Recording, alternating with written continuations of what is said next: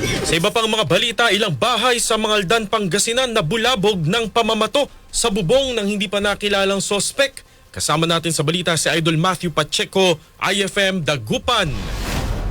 Ilang residente ng Barangay Embarcadero Sitio Riverside sa bayan ng Mangaldan, Pangasinan ng ilang gabi nang nabubulabog dahil sa paulit-ulit na pamamato sa bubong ng kanilang mga bahay. Sa panayam ng IFM News Dagupan sa barangay, hindi pa nakikilalang sospek ngunit may mga hinalang lumulutang hinggil sa posibleng pasimuno ng insidente. Kay madam, kagabi nagronda yung mga kasama namin.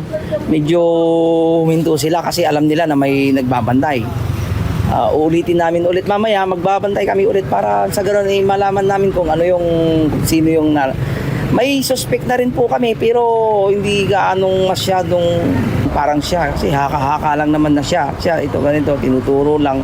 Tumangging magbigay ng panayam ang mga biktima ngunit sinabi nila nagsimula ang pamamato noong Oktubre bandang alas 6 ng gabi at nagpapatuloy pa ito hanggang sa ngayon. Patuloy naman ang koordinasyon ng barangay sa kapulisan at ang pagpapatupad ng mas mahigpit na seguridad sa pamamagitan ng regular na pagruronda sa lugar. Nagbigay rin ng kasiguraduhan ng mga barangay na kanilang tinututukan ng insidente upang matukoy at mahuli ang responsable sa pamamato. Kasama mula rito sa IFM Dagupan, ako, si Idol Matthew Pacheco. Tatak, RMN! RMN Network News.